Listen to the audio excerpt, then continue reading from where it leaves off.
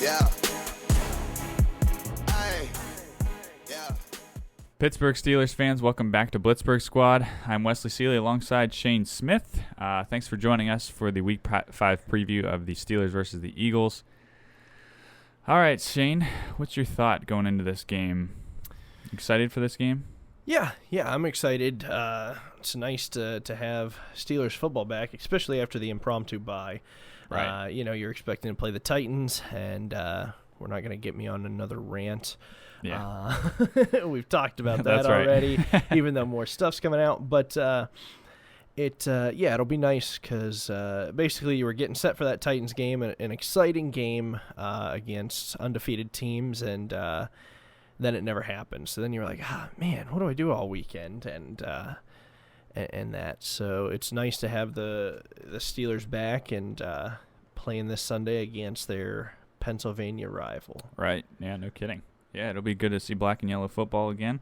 Yes. After that unexpected bye, and some actual fans will be there this week. I don't know if you saw that or not, but yeah, 5,500 fans will be there in the stadium. 5,500, which I heard that you could have a max of 7,500, but that included, coaches, players, and things like that from both sides and people working in that. I find it hard to believe that 2,000 total players, coaches, vendors are going to be there. Way. So I think they probably could have did it a little more, but I think they're being cautious. Playing safe, yeah. Which is fine. But yeah, it's going to be exciting to have the fans there. We're a loud group of people, good, bad, in between. And it'll be nice if and or when Renegades played, because then you'll finally see those terrible towels wave. And right, yeah. You'll finally hear the actual fan noise and not this stupid fake crowd noise. And I think it'll help pump the Steelers up as well, just because I think not having the fans has kind of affected some of the players and stuff as well. They want to perform, and it's just not the same doing it on TV with nobody around. Right. And I think, too, interacting, like Juju, Deontay, whoever's scoring, like can react with the fans a little bit more, too. Yeah. Interact with those guys. So I think it'll be cool. See the towels waving, see the interaction between those guys, and give them a little something more to play for. So that'll be kind of nice. So this matchup is a little weird because since when we've played the Eagles, usually the Eagles get the best of us, I feel like, no matter what the case is. Yeah, no matter how the not. teams look. It seems like it's always a good game, and the Eagles always have our number. Yeah, I would agree with that. And,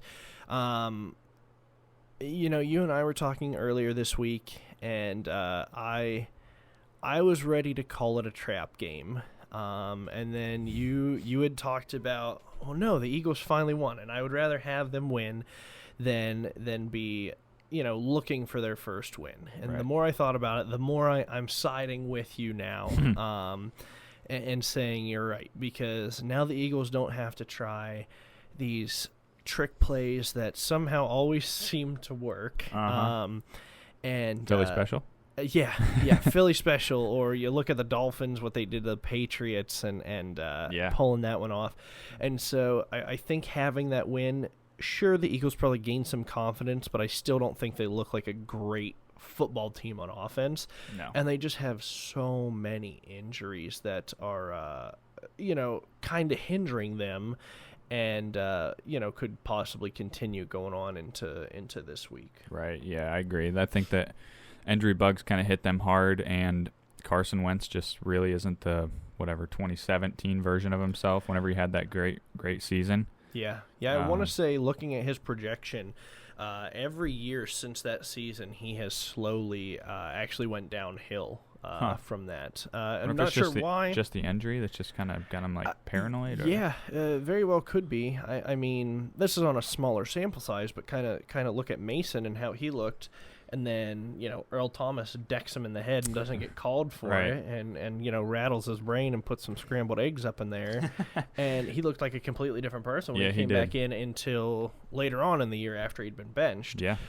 So, I mean, it could be something like that where, Carson's just kind of getting in his own head and, throwing himself off. Yeah, could be. Could very well be. Yeah, I think it's cool because I think we both agree that the Eagles have probably got the best of us in the past couple matchups, but I think there's some good reason for optimism here in this matchup because with all their injuries to their offensive line and their secondary, that could really help us exploit some holes in their offense. So with our front seven, we have, arguably the best front seven in the league. Right. So we're going to be getting pressure on him all day long, and especially if they're dealing with injuries on that offensive line. Yeah. And then in their secondary, if they're having, I heard they had some injuries with their corners and safeties.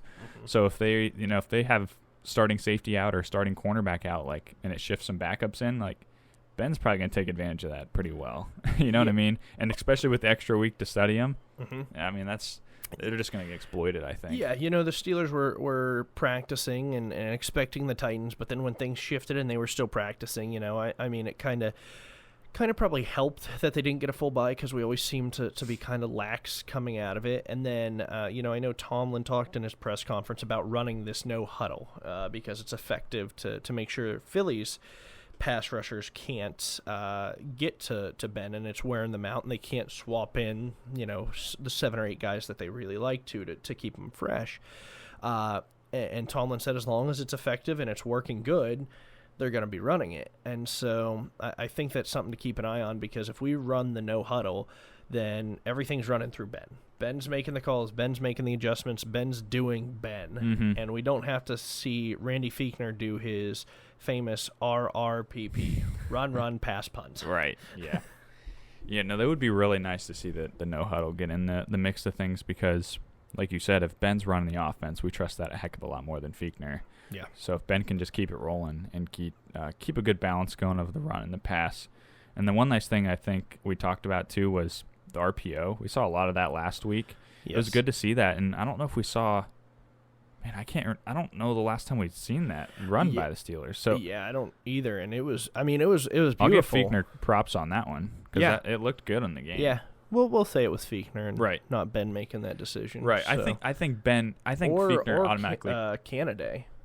Yeah, that's true coach. too. Yeah, he could be having an influence. I kind of think Fiechner made the ultimate call of run pass option, but then obviously Ben would make the call in play of whether it's a which is nice, because then you're putting Ben's mind up against it, not forcing Fiechner to make Ben's mind up. Yeah, so it's kind of like an open play for him. Yeah, not that Ben can't make changes at the line when he gets there and audible, but when you have those options and your offense is just meshing as a unit, it's much easier to be able to run that RPO, because then the team really is like, okay, is he actually handing it off to James Conner, or is he going to hit James Washington? Is he going to hit Chase Claypool? Is he going to hit, Juju, Deontay? Right. You have so many options to choose from. Right. And I know the Phillies defense, their front seven, I think we discussed, and we think they run a 4-3. We could be mistaken, but I think they run a 4-3. With what's up front, I would assume it's a 4-3. Could be wrong, but it would just make more sense if they ran a 4-3. That's what I'm thinking too. With Malik Jackson and Fletcher Cox, yeah. Mm-hmm.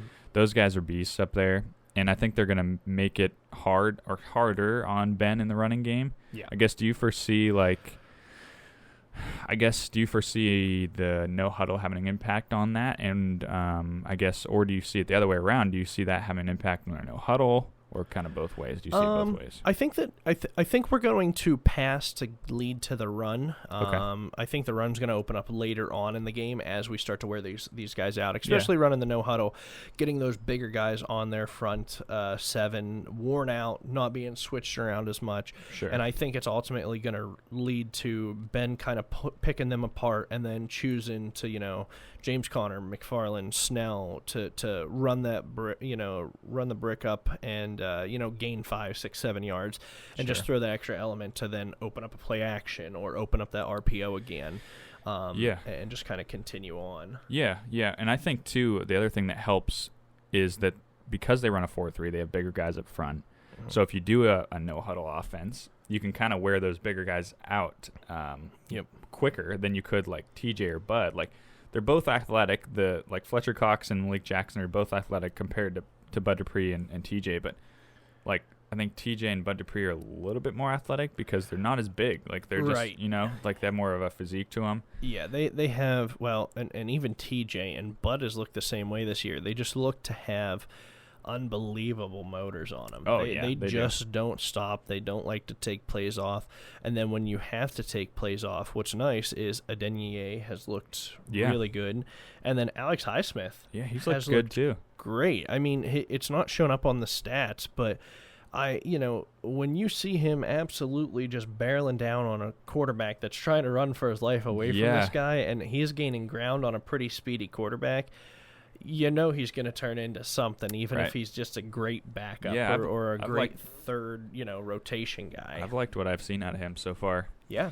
I think too, like, because we had the unexpected bye this past week, it'll be kind of nice. I think the team will just be fired up to play. I think they'll be excited to get out there because they were planning on that game, and because it was so unexpected, kind of just canceled on them.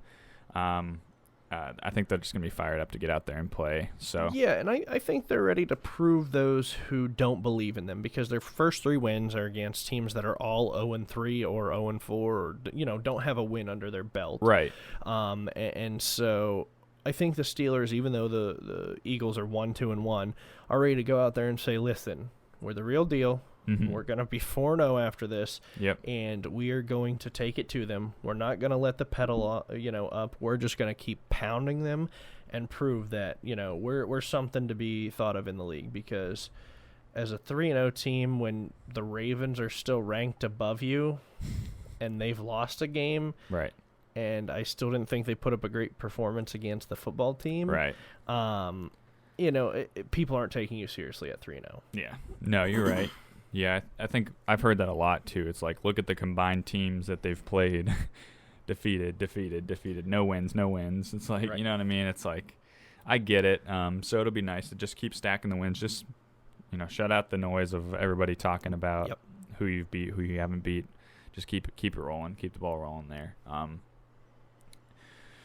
I think it'll be good to see him back in action. I think they're going to take advantage of the Eagles' defense. So, what do you think about the Steelers' defense for this week? I guess, what are your expectations against the Eagles' offense, because their offensive line, and against Carson Wentz and all the above?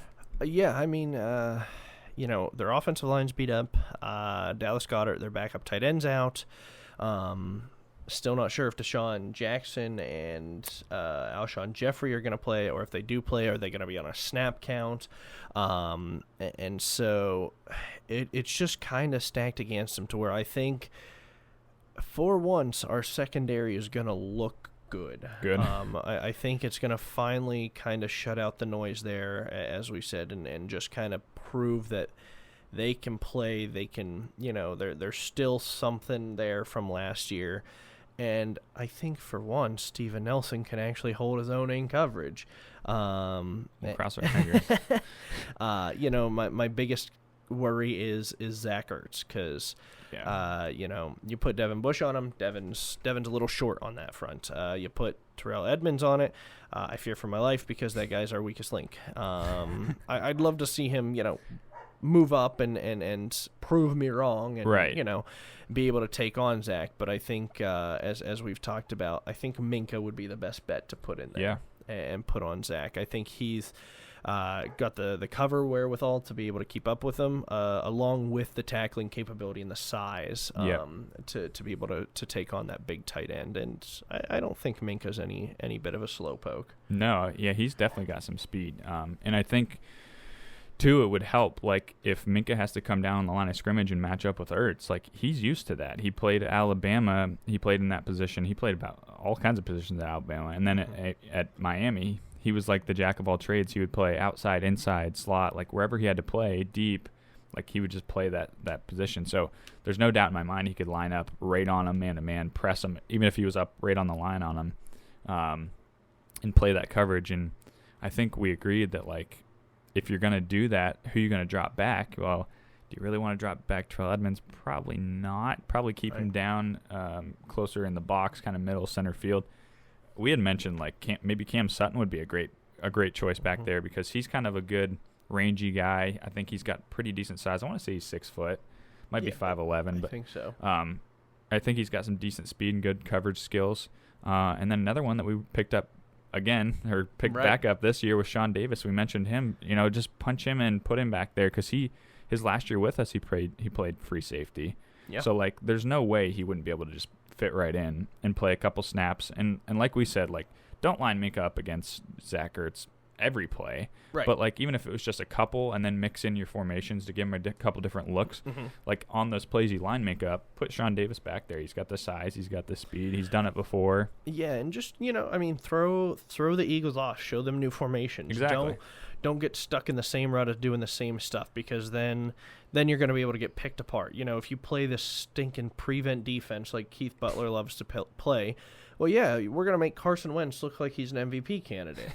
And then it's like, okay, well, now we're inside the 10. Let's change it up. Well, now you've already given up 3 points. Yeah, if our offense can score 7 every time, that's great. But that's not always going to happen. No. You got to play a different set of ball. And, I know that's ultimately why we kind of let Dick LeBeau go. He just kept playing the same stuff, and teams finally adapted to it. And then we somehow still have Keith Butler there, but that's a whole nother thing, to where I would just like to see him do something different. He's basically the Fiechner on defense, in my opinion. Yeah, sometimes, yeah. It's like, it's hard to know whether or not he's calling good plays, or if we just have so many great players that they're just making it look good. You know what I mean? Right. Because we have so many first-rounders on our defense. Yeah, because I mean, take a look back 2 years ago. Not last year, but the year before that. We were a decent defense, but I don't think we were in the tops. Maybe sacks or something like that, because we're always known for our sacks. Right. But not good in coverage. Never. Horrible. Our offense was carrying us, and our defense was the weak link. Well, then we added Devin Bush, then we added Minka, then we got Steven Nelson, and so we've added these pieces. We got Tyson Alualu, and we've added these pieces that are all. I mean, Alualu used to be a first-round pick. Nelson's been pretty solid. Joe Hayden was a first-round pick. Minka, a first-round pick. Devin Bush, a first-round pick. I mean, between everybody on defense, I want to say, is a first or second rounder that's starting. Yeah. And so you got to have skill there to be the first and second, round people on there. So I think they can bail Butler out more times than not. Yeah. And not so much that Butler's doing good. No, I would probably agree more so with that, because there's so much talent on the defense. It's like, it's hard to call a wrong play when you have all that talent, right? Right. Like, they can figure it out with just their talent alone. So, yeah, it'll be interesting to see what happens this game, though, because the Eagles' offensive line has looked bad, and then Carson Wentz has looked horrible. Horrible. I read that he had the worst passing rating in the league at 66.9, and he's only thrown for 4 touchdowns and 7 picks. So that's like, those are some awesome stats, wouldn't you say? Yeah, that's great. I mean, that could really open things up for our secondary. Yeah.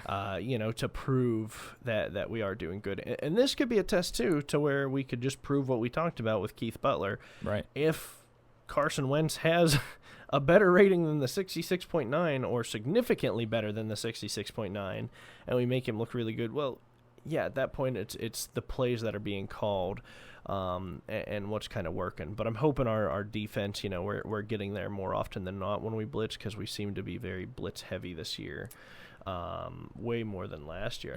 I agree. That reminds me real quick. Have you seen Chris Wormley on the lineup? Like, I feel like we picked him up and he's just been MIA. I mean, I know Alualu's stepped up and done awesome this year. Right.